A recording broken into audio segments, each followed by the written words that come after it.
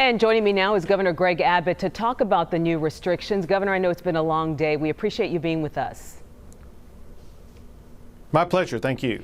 You know, Dallas County announced 496 new cases today, the highest yet. Tarrant County announced 343 more cases, also on the high side for that county. Governor, your executive order came today while Texas is seeing one of the highest positivity rates in the country. That's according to Johns Hopkins. Where did the reopening plan go wrong? Well, first, the reopening plan was premised on two key things. One is data and the other is doctors. At the time of the reopening, Texas was experiencing a downtrend in positivity rates. In fact, it was about a month into the reopening, on May the 26th, we had the lowest positivity rate that we had since the early stages of this entire process. And on that date, we only had 589 people test positive. In just the last 30 days, the number of people testing positive has increased tenfold. Hospitalizations have increased 3 times, and that positivity rate went from 4.27% just 30 days ago to more than 11.76% today. What we have seen in following the data is that there are certain different types of locations that have led to the spread of the coronavirus, and hence our order focuses on those locations. One is bars. Listen, bars is a type of setting that's not made for a pandemic. Bars invites people to gather together, to drink and to have conversations and things like that. And that is the opposite of the type of practices that are needed to slow the spread of the coronavirus. The same is true for these other locations in which we had a targeted solution to try to limit the spread of the coronavirus as much as possible while allowing other businesses to operate as robustly as possible. But clearly it didn't work. So if you could have done something differently over the last couple of months, what would it have been? You know, I think that's an easy thing to pinpoint. If I could have done anything differently, it would have been to delay the opening of bars. The opening of bars, if I recall correctly, was around the Memorial Day time period. And in hindsight, that should have been delayed, especially now knowing how rapidly coronavirus could spread in the bar setting. So how do you correct that situation now as we move forward to avoid the opening and closing of businesses? Sure. So we don't want to go back and forth. We want to close down in targeted ways, obviously using hindsight, but also the data that we have. Closing bars is an appropriate strategy. These other things that we have identified where spread was coming from are the appropriate strategy. Now what we have to do is we have to continue to, on a daily basis, monitor the data and get information from doctors from all the counties across the entire state to learn what is the cause of outbreaks and then strategically work to contain those outbreaks. If I could give you one quick example, we had a massive outbreak in Amarillo just a month ago, and we surged resources in a way that was able to contain the outbreak in that entire region. We'll be using that same strategy across the state of Texas to contain this outbreak right now. Today's executive order only closes bars and rafting and tubing businesses, but Texans can still go to gyms, amusement parks, bowling, movie theaters, and more. What do you say to critics who say today's order does not go far enough?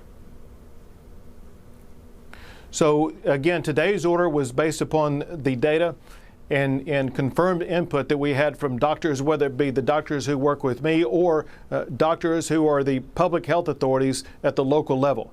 Know that we will be continuing on a daily basis to gather information from public health authorities at the local level to determine what may be the cause of any other outbreaks and spread of the coronavirus.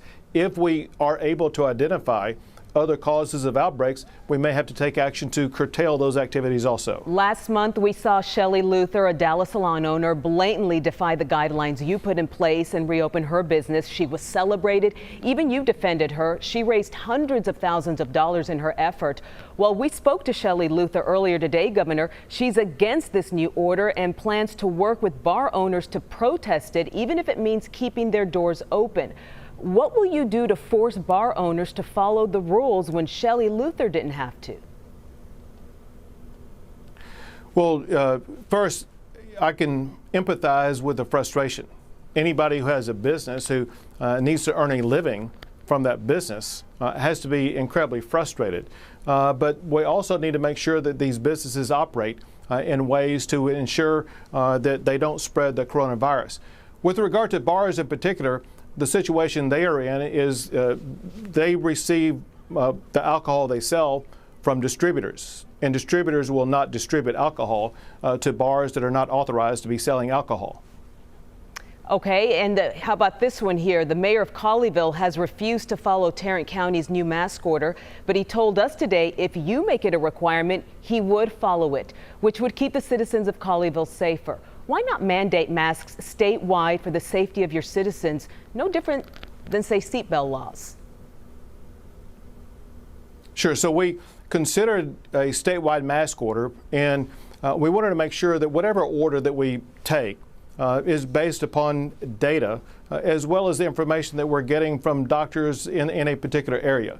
And the information that we got is that while we all know that wearing a mask is one of the most effective ways to slow the spread of the coronavirus, and we strongly encourage everyone to wear a mask so that we can contain COVID-19, we also know that there are still some counties in the state of Texas that have 0 cases or less than 5 cases of COVID-19. And so if I were to put a statewide order in place that would tell farmers and ranchers in some of these rural settings that you got to wear a mask to go out and milk a cow or to round up your steers, Governor, why not do it wouldn't make any sense whatsoever. Why not do it for cities with a population of more than 500,000?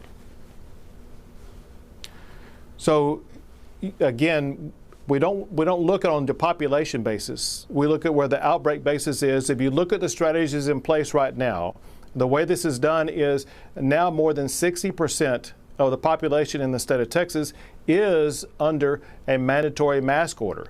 And so this is going to have a positive effect on reducing the spread of COVID-19. And I got to go back and emphasize this, and that is because of the magnitude of the spread, which is now worse than it's ever been in the state of Texas, actually staying at home is the safest thing that you can do. If you do go out, you should follow those safe practices that we did adopt in March and April, and that is to wear a mask, sanitize your hand, keep your distance. If we don't do that, we will continue to see this spike in the number of people testing positive, a spike in the hospitalization rates, and it will lead to further expansion of COVID-19. Governor, thank you for making time for us today. Sure, my pleasure. Thank you. Talk soon.